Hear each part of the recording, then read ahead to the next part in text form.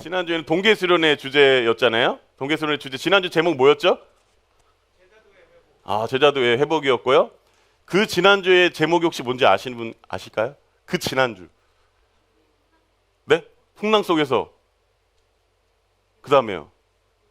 컴마하고 누구요? 요나의 이야기였는데 저희가 이제 계속 풍랑 시리즈로 설교를 이제 말씀을 들을 건데요. 지지난주에 우리가 풍랑 이야기 속에서 나오는 요나에게 있어서 풍랑은요, 하나님이 요나를 사랑했다는 증거라고 저희가 이제 말씀을 들었어요. 근데 오늘 우리가 또 배우는 제자들에게 있었던 이 풍랑은 하나님의 사랑의 증거였을까? 조금 느낌과 조금 의미가 달라요. 우리가 성경을 볼 때 한 가지만 보고 그것으로 공식을 삼으면 안 돼요. 요나에게 풍랑은 하나님의 사랑이었다라고 했기 때문에 우리가 뭐든지 풍랑을 만났을 때 이건 하나님의 사랑이야 라고 해석해둬도 안 될 수도 있다라는 거예요. 그렇게 하나님이 사랑으로 풍랑을 우리에게 줄 수도 있지만 그렇지 않을 수도 있다라는 거죠. 예를 들면 이거예요. 나아만 장군이 어디에서 몸을 씻었죠? 어디에서 씻었죠? 어디에서? 요단강에서 몇 번 씻었죠? 몸을? 여러분, 그래서 피부병 심하게 걸린 사람들이 다 비행기를 끊고요, 요단강에 가는 거예요. 실제로 요단강에 가가지고 7번 막 한 번 딱 했는데 아무 반응이 없어. 내가 믿음이 없구나. 그래가지고 2번 또 들어가고, 또 깨끗하지 않네. 3번 들어가고, 4번 들어가고, 6번 들어가고, 7번째 딱 들어갔는데 그대로야. 나을까요? 그대로일까요? 여러분 대답 좀 해주세요. 나을까요? 그대로일까요? 그대로예요. 여러분, 요단강이 나아만 장군의 병을 낫게 한 게 아니에요. 하나님이 낫게 하신 겁니다. 근데 우리는 뭐든지 이 성경을 볼 때 약간 공식적으로 생각할 수 있어요. 여러분, 공식보다 더 중요한 게 뭔지 아십니까? 우리가 우리 동계수련회 때 2번째 시간에 말씀드렸던 게 뭔지 아세요? 하나님과의 관계예요. 아멘? 우리가 공식으로 뭔가 하나님에게 뭔가 자판기에다 500을 넣어가지고 뭐 이렇게 캔이 나오고 뭔가 내가 이렇게 했으니까 이렇게 나오는 것처럼 다른 사람들이 그렇게 했기 때문에 나도 그렇게 똑같이 하면 그렇게 되겠지. 과연 그런 일이 벌어질까요? 벌어질 수도 있습니다. 지난번에 이기용 목사님 그 간증 중에 딸이 피아노 하나도 안 배웠는데, 기억나시죠? 피아노 하나도 안 배웠는데 막 기도해가지고 떼굴떼굴 그돌 갑자기 피아노로 막 이렇게 친 거예요. 여러분, 피아노 배우신 분들 기분 나빴어요? 안 나빴어요? 난 생각을 해봤어요. 피아노 치신 분들 굉장히 기분 나빴겠다. 아니 뭐 6, 7년 동안 막 10년 동안 피아노 엄청 해가지고 이렇게 쳤는데, 물론 기적이죠. 기적이에요, 기적. 그런데 막 그 하나님이 역사해줘가지고 막 피아노를 엄청 잘 치는 거예요. 저는 그거 딱 듣고 어떤 생각이 드냐면, 피아노 치는 사람들 조금 기분 나쁠 수도 있겠다. 나는 10년 동안 노력해가지고 이렇게 쳤는데 저기는 그냥 기도 한 번 하니까 그냥 하나님이 기적을 줘가지고 이렇게 치는구나. 그러니까 여러분, 그렇게 임하시는 거 하나님 맞습니다. 아멘? 근데 다 그렇게 임하지는 않으세요. 그리고 우리가 풍랑에 대할 때도 요나에게 있었던 풍랑도 있고 제자에게 있었던 풍랑이 있다는 거. 오늘 그 풍랑의 의미에 대해서 여러분들과 함께 말씀을 나누도록 하길 원합니다. 그렇기 때문에 여러분 한번 따라해 봤으면 좋겠어요. 하나님의 마음과 그 영적인 의미를 찾는 것이 중요하다. 아멘. 우리 담임 목사님 말씀 전하실 때 항상 하나님의 마음을 본문에서 느끼시잖아요. 그러니까 그게 너무나도 중요한 거예요. 우리가 공식을 삼으려기보다 이 본문에서 하나님께서 나에게 원하시는 것은 무엇이고 하나님은 나와 어떤 관계를 맺으시기를 원하시는가, 우리가 이 부분을 항상 생각하시면서 말씀을 들었으면 좋겠습니다. 여러분, 오늘 본문에도 풍랑이 있는데요, 제자들이 경험한 풍랑은 요나가 경험한 풍랑과는 다른 풍랑이라고 할 수 있어요. 마가복음 4장 36절 37절 말씀 우리 함께 보겠습니다. 시작. 그대로 모시고 가매 다른 배들도 함께 하더니 큰 강풍이 일어나며 물결이 배에 부딪혀 들어와 배에, 여러분 지금 제자들에게 있어서 큰 광풍이 일어나고 물결이 배에 부딪혀 들어와가지고 배가 완전히 그냥 가라앉기 일부 직전인 상황이에요. 근데 여기 배에 누가 타고 계시죠? 여러분, 예수님과 함께하는 배도 풍랑을 맞이합니다. 우리가 신앙생활하고 예수님 믿는다고 했는데 모든 게 다 평탄대로 완전히 그냥 탄탄대로 막 모든 게 다 열려지지는 않아요.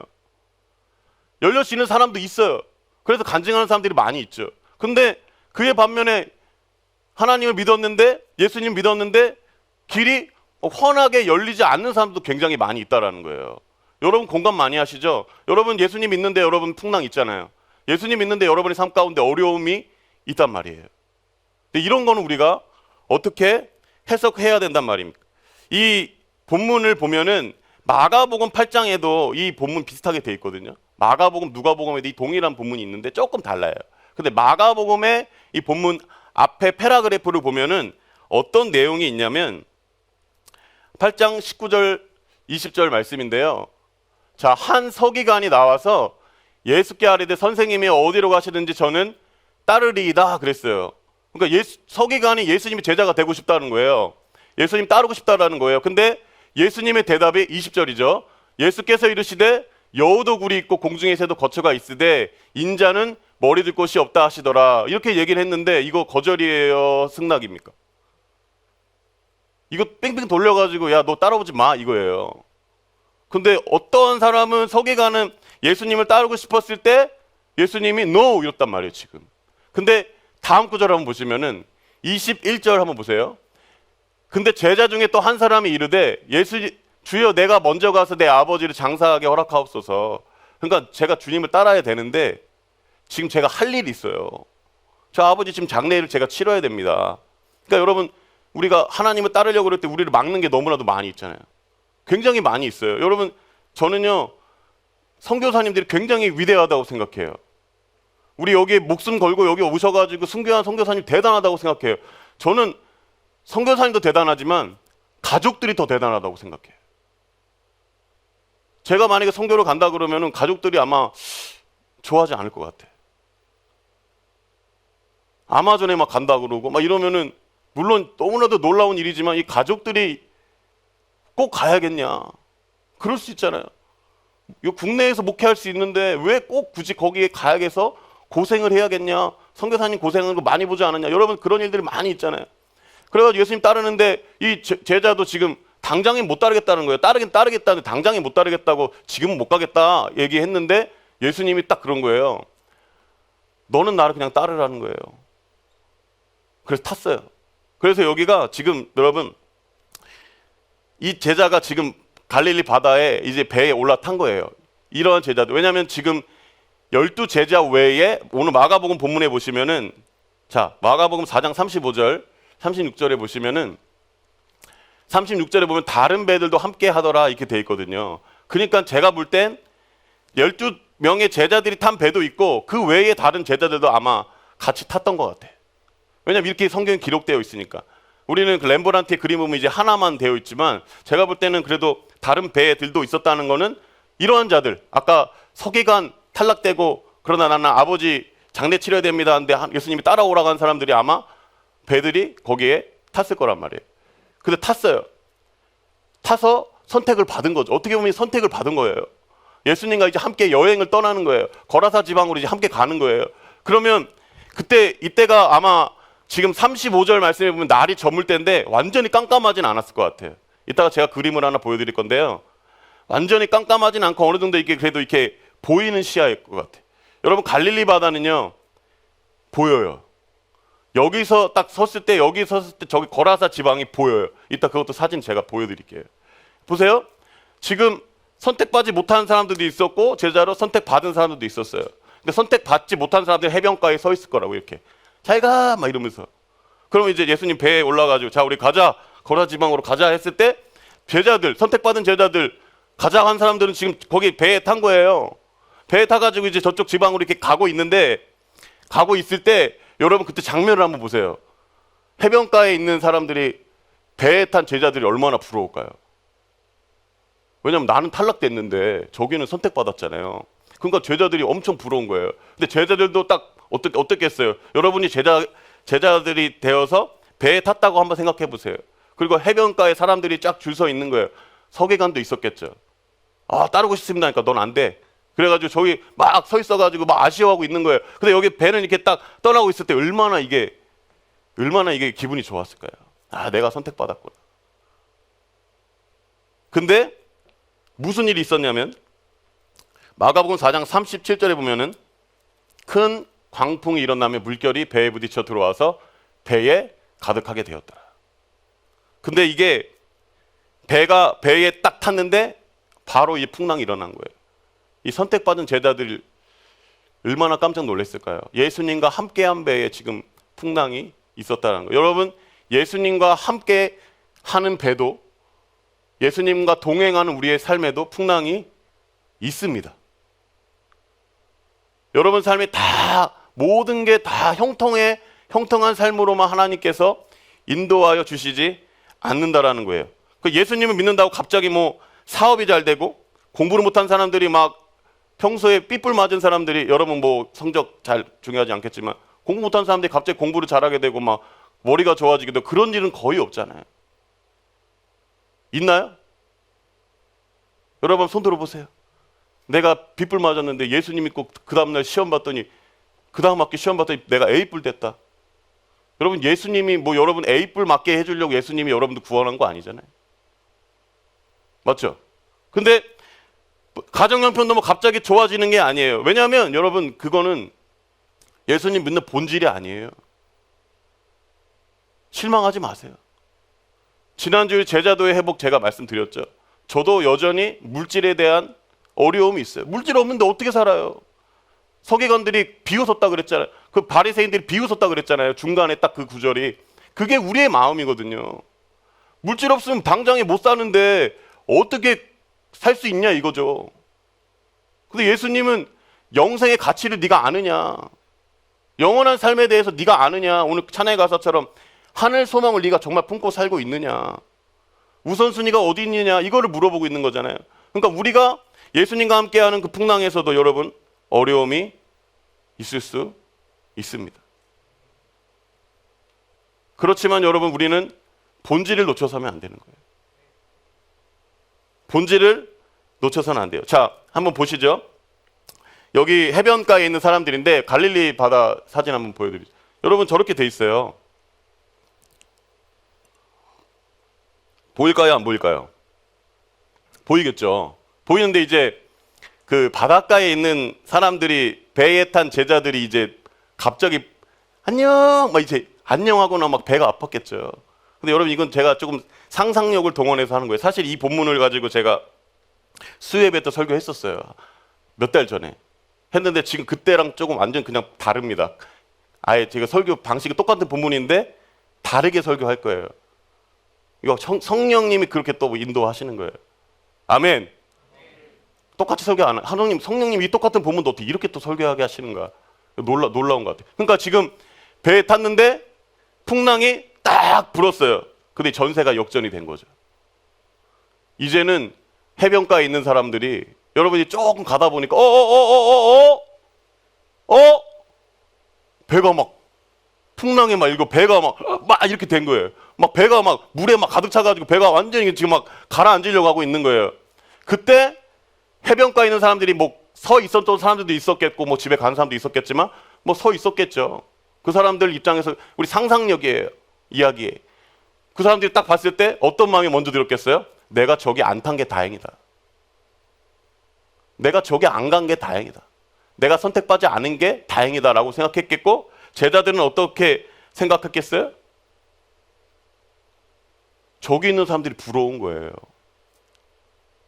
여러분, 예수 그리스도를 믿는다고 같은 배에 탔는데 세상 사람들은 너무나도 잘 살고, 나는 그 세상 사람들한테서 나의 잘남, 내가 예수님 믿어가지고 내가 이렇게 잘됨을 좀 말하고 싶은데 없는 거예요. 오히려 나는 더 고난에 더 휩싸인 것 같아.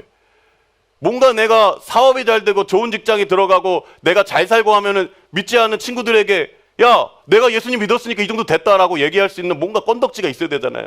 근데 그게 없는 거예요. 전세가 역전된 거예요. 오히려 내가 예수님 믿으니까 핍박받고, 오히려 내가 회사에서도 오히려 더 어려움받고, 나도 술 먹고 싶은데 술 참았더니 막 진급도 안 시켜준다고 그러고, 몰라요. 여기서 또 이제 회사 가서는 술을 엄청 잘 마시는 청년들이 회사 가서 술을 엄청 잘 마시고, 이제 그 다음 아침에 일어나가지고 숙취 해소가 안 돼가지고 막 컨디션 먹으면서 주님 살려 주옵소서, 주님 다시는 멋지 않게 하여 주옵소서. 근데 또 다시 그 다음날 불러가지고 나오라고 막 그랬더니 뭐 안 마실 거야. 그러니까 갑자기 딱 눈을 감고 하나님께, 하나님 오늘만 제가 마실게요. 그러더니 또 마시고 다음날 일어나가지고 또 숙취해서 안 돼가지고 컨디션 먹고 또 아침에 일어나 하나님 죄송해요. 그러면서 출근하는 길에 나는 인간도 아니다. 나는 뭐 내가 그리스도인이냐 막 이러면서 막 그러다가 한 달을 참았어. 그러다 한 달 뒤에 또 회식하자 그러니까 또 가가지고 또 마시고. 예? 세상 사람들은 그냥 아주 편하게 그냥 하는데 오히려 믿는 것 때문에 완전히 고통당하는 우리의 모습을 볼 수 있습니다. 여러분, 이 예수님이 따르는 사람인 풍랑이 없는 삶이 아니에요. 아멘? 풍랑이 있습니다. 그런데 예수님께서 왜 이 풍랑을 우리에게, 제자들에게 허락하자고 하셨을까요? 마가복음 4장 35절 한번 보면은요, 그날 저물 때에 제자들에게 이르시되 우리가 저편으로 건너가자 하시니 예수님이 가자고 한 거였거든요. 예수님이 가자고 한 배에 풍랑이 있었던 거예요. 그렇다면 이 풍랑에는 예수님의 의도가 있는 거죠. 그거에 대해서 오늘 같이 말씀을 나눠보았으면 좋겠습니다. 마가복음 4장 35절 다시 보면은 그날 저물 때에 이렇게 돼 있는데요. 그러니까 그날에 무슨 일이 있었냐, 이거를 우리가 좀 살펴봐야 돼요. 그날에 무슨 일이 있었냐라고 이야기할 때 여러분 4장 한번 보시면은, 성경 한번 보시겠어요? 여러분 성경 이렇게 한번 보세요. 성경 그냥 펴보시고, 무슨 일이 있냐면 예수님께서 제자들을 가르치셨어요. 자, 4장 1절 말씀입니다. 1절. 자, 어떤 말씀이냐면 4장 1절 말씀에 보면은 예수께서 다시 바닷가에서 가르치시니 큰 무리가 모여들거든 예수께서 바다에 떠 있는 배에 올라 앉으시고 온 무리는 바닷가 육지에 있더라. 이에 예수께서 여러 가지 비유로 가르치시더니 라고 할 때 여기서 예수님이 가르쳤던 건 뭐냐면, 여기 보시면은 4가지 땅에 떨어진 비유. 여러분 잘 아시죠? 길가, 가시밭, 옥토밭, 그 다음에 돌밭 있잖아요. 이거를 지금 예수님께서 말씀하시고 비유를 제자들에게 설명하시고 등불은 등경 위에 있어야 된다고 얘기하시고 자라나는 씨에 대해서 얘기하시고 그 다음에 겨자씨 비유를 얘기하셨단 말이에요. 그 다음에 딱 지금 제자들하고 풍랑에 있는 거예요. 그러니까 예수님이 가르치셨잖아요. 가르치시고 나서 지금 풍랑은 무슨 사건이냐면 여러분, 이거는 실습이에요. 진짜 예수님께서 가르쳤던 그 말씀이 삶의 현장에서 어떻게 작동하는가. 말씀을 듣고 있는데, 내가 말씀을 여러 번 들었는데 정말로 우리의 삶 가운데에서 이 말씀이 작동하는가. 그거를 예수님이 아마 저는 테스트하는 거라고 저는 생각이 들어요. 여러분, 우리 홍민기 목사님 전해가지고 부흥회, 여러분 우리 목포 사랑의 교회는 강사님들이 진짜 짱짱한 강사님이에요. 다른 교회 목사님도 제가 그냥 말씀을 드리면은 설교 잘하는 분들 거의 안 세워요. 왠 줄 아세요? 담임 목사님 자기보다 설교 잘하는 사람들 웬만하면 안 세운 목사님들이 많이 계세요. 내 양이 다른 목사님 설교에 막 환호한다고 생각해 보세요. 여러분들 제가 가끔 가다가 이제 부목사님도 세울 건데 막 손목사님 왔는데 여러분이 막 은혜 받고 눈물 흘리고 그러면 저는 약간 조금 되게 서운할 것 같아. 그래서 안 세울까 좀 생각도 좀 들긴 드는데, 근데 왔는데 막 열광하고 막 손목사님 속으로 막 손목사님 청년부 왔으면 좋겠다고 막 그러면 저는 굉장히 힘들 것 같아요. 그래서 저는 그 목사님도 다 이해돼요. 진짜 이해가 돼요. 아, 왜 부흥 강사님으로 진짜 막 한국교회 뒤집어 엎으시는 분들을 왜 안 세우는가? 아, 좀 이해가 돼요. 저는 이해가 돼요. 그래가지고 막 부목사님도 설교 잘하면 잘 안 세우는 분들도 있단 말이에요. 있어요. 정말 있어요. 근데 우리 담임 목사님 안 그러시잖아요. 담임 목사님 진짜 설교 잘하시는 분들 다 데리고 오셨죠. 제가 보니까 여기 부흥회 보니까 진짜 제가 몇 년 전만 해도, 제가 부임하기 전만 해도 여기 진짜 오고 싶었던 그런 분들 굉장히 많이 있었거든요. 근데 여러분들 설교 되게 많이 듣는데 여러분들 설교의 귀는 굉장히 많이 열려 있고, 뭐 임대호 목사님 설교는 뭐 오늘은 뭐 30점 뭐 이렇게, 아 오늘 조금 약간 임대호 목사님 설교 들으니까 여기 눈물이 조금 고였어. 오늘 좀 80점 줄게. 임대호 목사님 잘했어요. 속으로 막 이럴 수 있잖아요. 근데 여러분, 우리가 듣는 귀는 굉장히 발달이 됐는데 실제적으로 뭐 사역자도 마찬가지고요, 목회자도 마찬가지고요, 이론은 되게 빠삭한데 실제 우리의 삶에서는 이게 발동이 안 걸리는 거예요. 삶에서는 진짜 이 하나님 말씀으로 우리가 사는 게 너무나도 힘든 거예요. 여러분 전도하라고 100번은 들었을 거예요. 근데 여러분 전도 안 하시잖아요. 100번은 들으셨죠. 막 전도하라고. 전도하라고. 근데 안 해. 속으로 그날은 막 전도하겠사옵나이다 하는데 안 해. 그래서 제가 놀라운 게 있어요. 우리 사랑교회 청년부에서 남자 형제님들이 치킨을 먹고 이렇게 콜라를 이렇게 좀 마시다가 콜라를 좀 마시면서 막 치킨을 먹었는데 이분들이 무슨 생각을 했냐면 평화광장에 숙취 해소제를 사가지고 본인들이 사비를 털어서 가서 교회 물티슈하고 전도제하고 이거를 나눠주러 가겠다는 거예요. 언제? 불금 말고 토요일 밤에 셀 모임 끝나고 가겠다는 거예요. 그러니까 여러분들 뭐 별로 뭐 저는 굉장히 감동받았거든요. 와, 여러분들은 뭐 나는 안 갈 거니까 나는 셀 모임 끝나고 집에 가서 자야 돼. 다 그러잖아요. 근데 그분들이 있어요. 남자분들 5명이서 그거 한다 그랬는데 오늘 또 얘기를 들었더니 이게 9시면 이게 문을 닫아가지고 다들 이제 집에 가 있을 거다. 그러니까 좀 이렇게 기회를 볼 예정이에요. 그러니까 저는 굉장히 감동이 됐거든요. 진짜 현장을 만들려고 하는구나.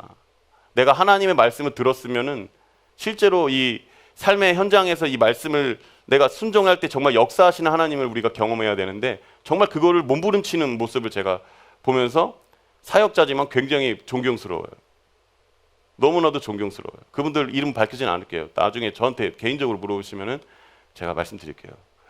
아직 결혼하지 않으셨다면 그런 분들 중에 좀 한 명을 좀 했으면 좋겠어요. 정말 멋진 것 같아. 여러분, 우리는 그래서 이 삶의 현장이 굉장히 필요합니다.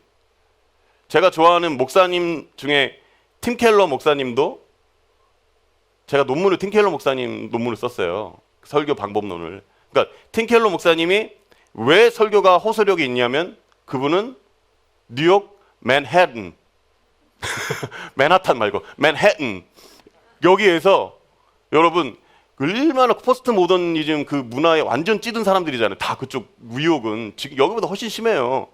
약간 전라도는 그래도 제가 볼 때는 좀 덜한 것 같아요. 서울보다는 여기는. 근데 그러니까 그런 사람들하고 매일 이분은 전도를 하는 거예요. 매일 대화를 하는 거예요. 그러니까 이게 얼마나 설득력이 있겠어요. 진짜 믿지 않는 사람들의 마음과 생각을 아니까 이 설교에 이게 얼마나 이게 그 힘이 있겠어요. 얼마나 그게 있겠냐고요. 그러니까 삶의 현장이 굉장히 우리가 필요하다는 거예요. 근데 지금 풍랑을 만난 제자들의 모습을 한번 볼게요. 자, 우리 렘브란트 그건데 뭐 다른 배들도 있겠지만 여기 보면은 배가 거의 이렇게 기울었잖아요.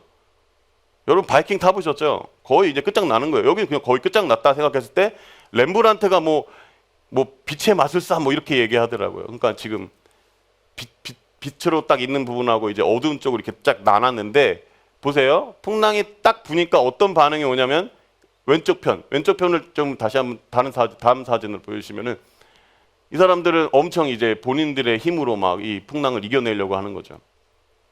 막 열심히 이렇게 해가지고 풍랑을 이겨내려고 하고 반대쪽에 보면은 한 명은 저기 지금 밑에서 토하려고 그러고 배멀미 해가지고 토하려고 그러고 한 명은 예수님을 이렇게 약간 멱살 잡는 건지 이렇게 잡고 있고 한 명은 저기 멱살 잡는 사람 위에는 좀 두려워 떨고 있고 한 명은 지금 보세요.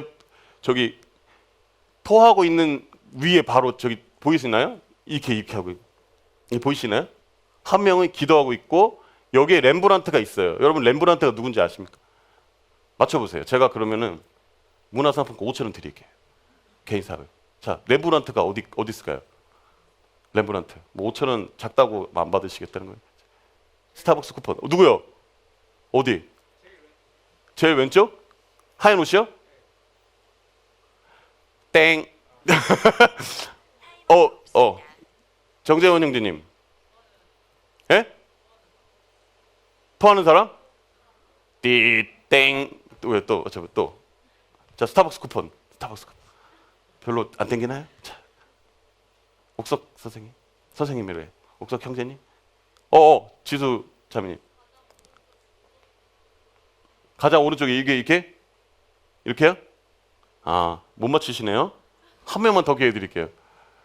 누구요? 정혁 형제님. 맨 왼쪽? 맨 위쪽?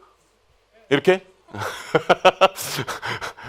저기 누구냐면 모자 잡고 있는 사람 있죠. 모자 잡고 있는 사람. 모자 잡고 지금 이게 마주 잡고 있잖아요.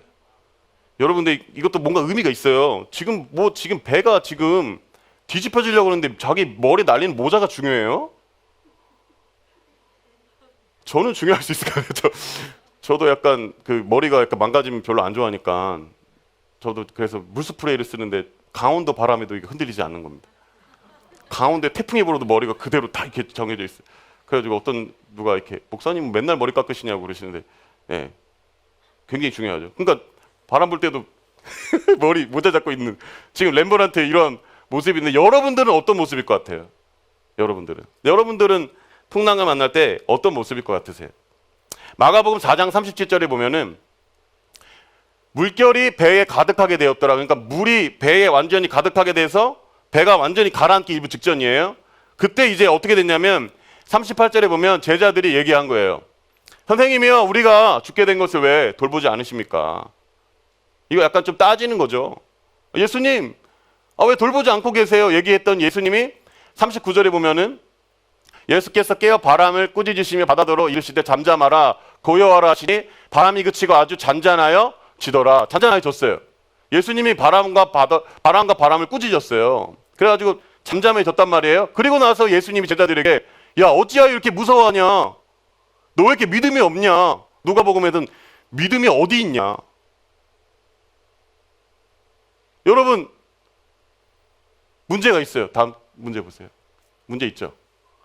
자, 여러분 문제 맞춰보세요. 1번. 그럼 믿음 있는 모습은 무엇인가? 1번. 예수님과 같이 물을 맞으며 누워있는 모습. 몸이 막 물이 차고 있는데 이 예수님, 이야, 믿음이 또다.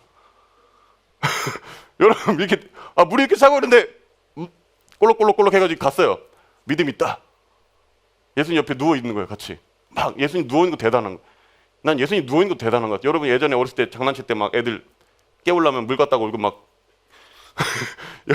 이렇게 깨고 그랬잖아요. 막 여러분 기숙사 생활 해봤을 거 아니에요. 이렇게 깨우잖아요. 근데 지금 예수님 바닷물이 이렇게 막 예수님 막 숙면인지 눈 감고 계신 분이. 2번 비슷해요. 배가 침몰할 때까지 태연하게 가만히 있는 모습. 3번 갑자기 바게스 갖고 와가지고 물을 막 열심히 퍼내는 거예요. 안으로 들어오는 거 계속 막 열심히 퍼내는 거예요. 여러분 뭐가 믿음 있는 모습이에요? 뭐가요? 모습입니까요? 자, 정답은 다음 주 수요일 날 제가 설교를 하거든요. 이번 주 수요일 날 여러분 그때 꼭 오시길 바랍니다. 할렐루야. 그때 제가 여러분들 마음에 있는 그 궁금증 있잖아요. 해도 될지 모르겠지만 열심히 한번 준비해 보겠습니다. 여기 없어요. 어떤 게 믿음 있는 모습인가? 그거는 제가 다음 주 수요 예배 때 자세하게 말씀을 드릴게요. 좀 다른 각도로 한번 가볼게요. 자, 지금 사진 한번 보여주시면은 피테르 브레헬 이분이 씨 뿌리는 비유 그림과 씨 뿌리는 여기 지금 좌측에 있는 게 이제 씨 뿌리는 비유거든요. 좌측에가. 그리고 저 우측에 보면은 배 보이시죠? 저기 우측에 한번 클로즈 한번 해보시겠어요? 클로즈 했던 사진 있죠? 네. 그 다음 사진. 저기 보시면 배 한 3대 있죠? 3대 있고 지금 사람들 저기 물이 좀 있잖아요? 그러니까 아까 전에 제가 좀 그렸던 그림이 조금 그려지잖아요. 그리고 여기서 보니까 이 사람이 날이 저물 때인데 완전히 까만 밤은 아니었던 것 같아요. 날이 저물 때니까 약간 그래도 어느 정도 눈에 시야가 좀 보이는 그때 이건데, 그러니까 이 씨 뿌리는 비유하고 조금 우리가 연관해서 보는 게 굉장히 중요해요. 우리 누가복음 16장도 좀 이렇게 앞에 있는 패러그래프하고 같이 봤잖아요. 그러니까 왜 그러냐면 성경은 원래는 장절 구분이 안 돼 있었어요. 여러분 아십니까? 원래는 그냥 다 통으로 돼 있었단 말이에요. 마가가 그냥 통으로 썼어요. 이렇게 통으로 이렇게 계속 쓴 거예요. 1절 이렇게 안 썼어요. 그러니까 그 성경을 이렇게 딱 봤을 때 제일 중요한 게 마가복음 전체에서 이 본문을 보는 것도 굉장히 중요한 거예요. 우리가 요한계시록을 담임 목사님 그렇게 하시잖아요. 전체 요한계시록 전체에서 말하는 주제 안에서 또 본문으로 들어가서 우리가 보는 것처럼 이 마가복음도 비유하고 같이 보면은 이게 좀 해석이 조금 이게 우리에게 다가오는 게 있어요. 자, 비유 사진 다시 한번 보여주시면은요. 자, 지금 씨 뿌리는 자가 어디에다 씨를 뿌리냐면 원래는 옥토밭에 뿌려야지 정상이에요.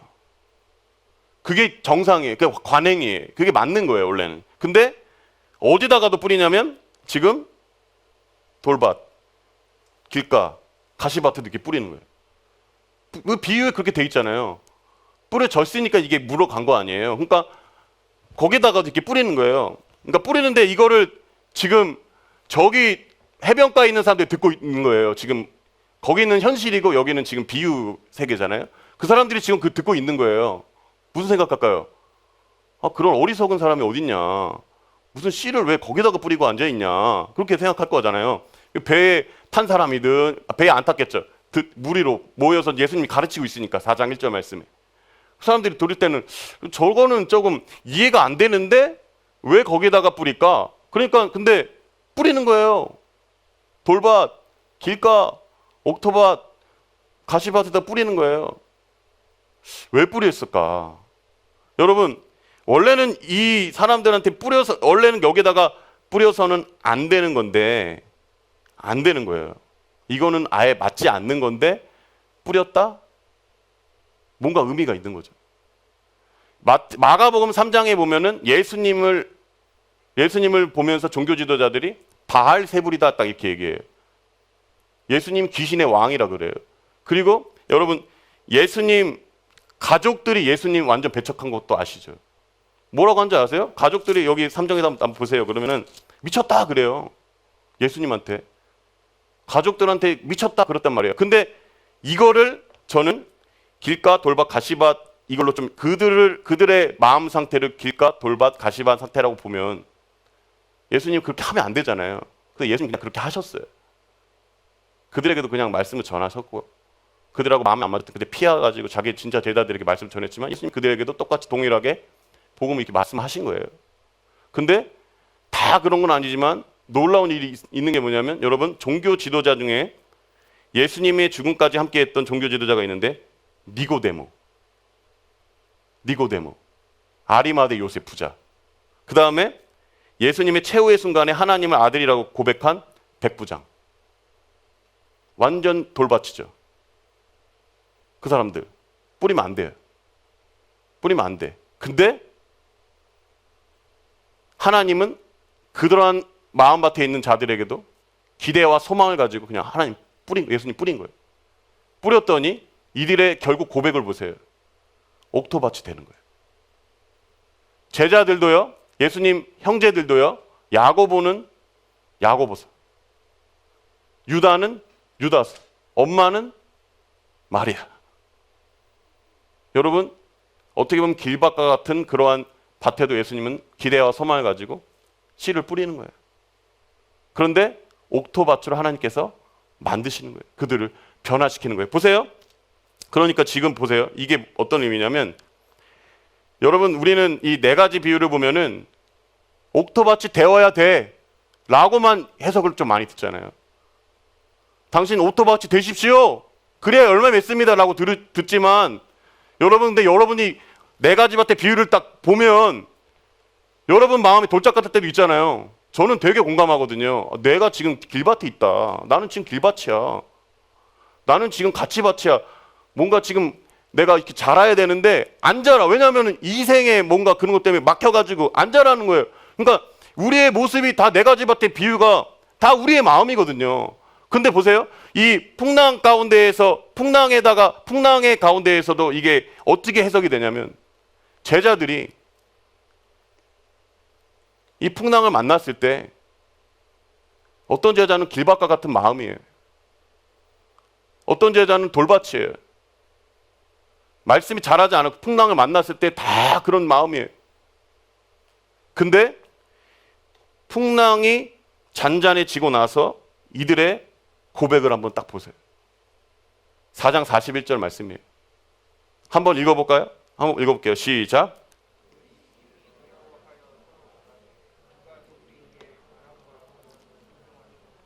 아멘? 아멘? 여러분, 근데 그 풍랑 그러한 마음밭이 옥토밭이 아니라 길가와 같은,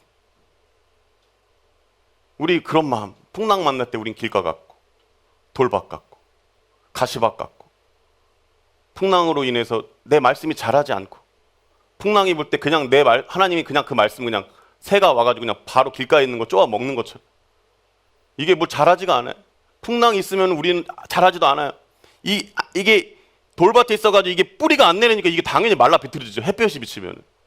어려움이 있으면, 풍랑이 있으면 이게, 그런데 그러한 우리에게, 제자들에게 하나님은요, 풍랑을 통해서 그들의 마음을 옥토밭으로 변화시키는 거예요. 이들이 고백하는 게 뭔지 아세요? 결국에는 예수와 함께하는 배는 침몰하지 않는다는 걸 알고 있는 거예요. 아멘? 이 풍랑이 우리를 위협할 수 있고 어려움을 줄 수 있지만 이들은 결국에는 옥토밭이 된 거예요. 풍랑으로 인해서 여러분 옥토밭이 된 거예요. 풍랑이 없었다면 어떻게 되는지 잘 모르겠죠. 물론 이들이 그 전에도 기적을 경험하고 하나님의 놀라운 체험을 했지만 결국 이 풍랑을 통해서 얘기하는 게 뭐예요? 그가 누구이기에 바람과 바다도 순종하는가. 하나님을 제대로 이제 알게 되고 예수 그리스도가 누구인가, 자연을 다스리는, 만물을 다스리는 그분을 고백하게 되는 거죠. 결국은 여러분, 우리가 풍랑이란 게 우리 삶 가운데 너무나도 어려운 거지만 결국 그 풍랑을 통해서 우리를 하나님께서 변화시켜 주실 줄 믿습니다. 풍랑이 다 어려운데 여러분에게 저도 계속 여러분들이 말씀드리지만 여러분의 삶에 풍랑이 없었으면 좋겠어요. 근데 있다면 여러분, 그것을 가지고 오히려 예수 그리스도를 더 강하게 붙잡고 살아계심을 고백하는 여러분들에게를 간절히 소망합니다. 여러분, 저 구원론적인 의미가 있어요. 보세요. 마가복음 4장 35절 계속 말씀드리죠. 다시 한번 읽어볼까요? 시작. 저편으로 건너가자 하시니. 여러분, 끝난 거예요. 왜 끝난 줄 아세요? 예수님이 가자고 했잖아요. 예수님이 저쪽으로 가자고 했죠. 그럼 도착하는 거예요. 풍랑이 있어도 도착하는 거예요. 그냥 가는 거예요.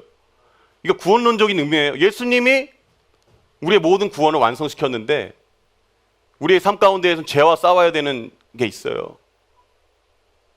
항상 싸워야 돼요. 풍랑이 있어요. 근데 여러분, 그 풍랑이 결국엔 우리를 해치지 못해요. 제자들의 고백처럼 우리가 침몰하지 않겠다. 침몰하지 않는 걸 알게 되는 거예요.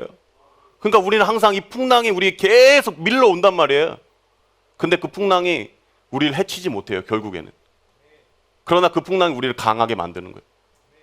그 풍랑으로 인해서, 여러분 찬송가 가사 중에서 그 풍랑으로 인하여 더 빨리 갑니다.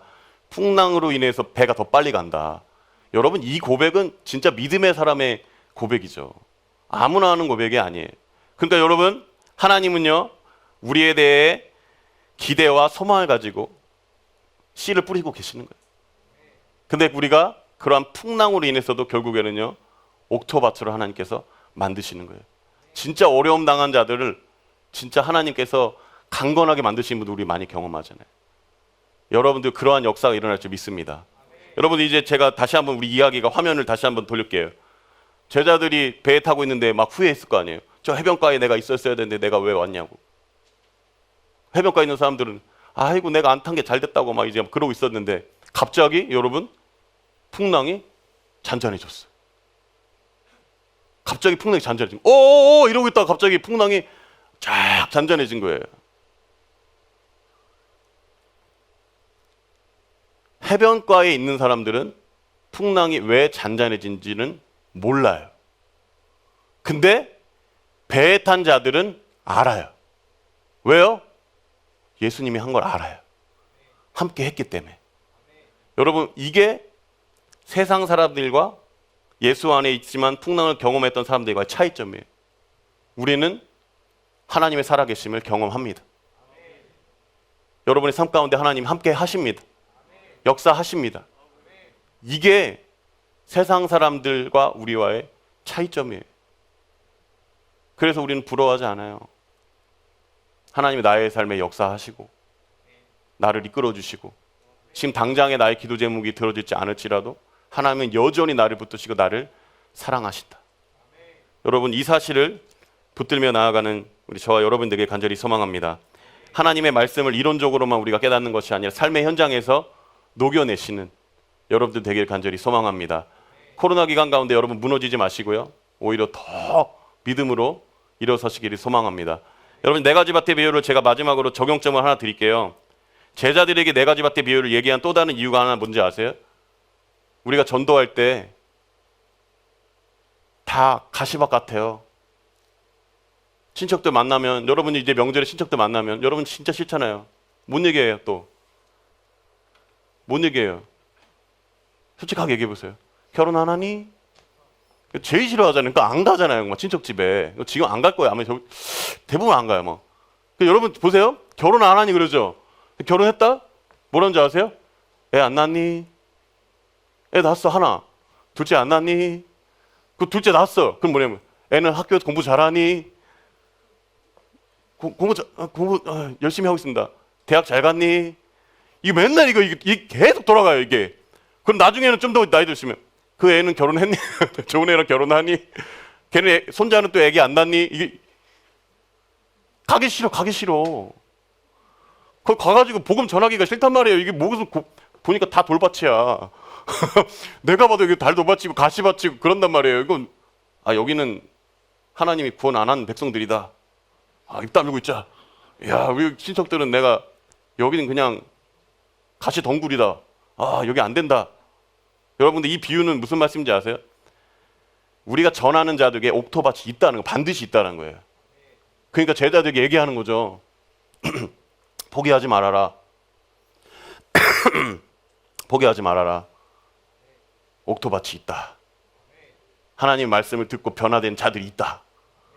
저희 아버지가 큰 고모, 아버지의 큰 누나의 남편, 매형이죠. 제대로 이제 불신자인데, 불교도 아니고, 지금도 이제 큰 고모는 잘 안 믿으시는데, 저희 아버지가 맨날 그 추석 때나 명절 때 갈 때마다, 아이고 형님, 뭐 매형 저기 교회 다니세요? 안 다녀. 안 다녀. 그러다가 진짜 어떤 일이 있었냐면, 그분이 이제 그 고모부가 되게 강건해요. 되게 강건하다 그런가 뭐라고, 되게 이게 강해요. 사람이 좀 이렇게, 그러니까 자기 주장이 굉장히 강하고, 그래가지고 이게 뭐 구필지를 잘 모르세요. 그런 분이신데, 하루는 무슨 전화가 온 거죠. 지금 병원에 계신다고. 그러니까 왜 그랬더니, 이분이 술을 드시고 들어와가지고 냉장고 문을 열고 음료수를 완샷 딱 하시더니 잤는데 갑자기 이제 의식불명이 된 거예요. 약간 이제 몸이 완전히 의식불명 상태까지 왔다가 이제 거의 이제 중환자실인가요? 거기서 겨우 이제 눈만 이렇게 껌뻑껌뻑 이렇게 하고 있는데, 뭐라고 얘기를 했는데 뭐라고 그러냐면, 저희 아버지를 불러달라고. 저희 아버지를 불러달라고 그래요. 그러니까 지금 거의 이제 임종하게 거의 그 바지에 아버지를 불러달라고. 저 아버지가 갔어요. 아버지 가가지고, 매형 지금부터 제 말 잘 들으라고.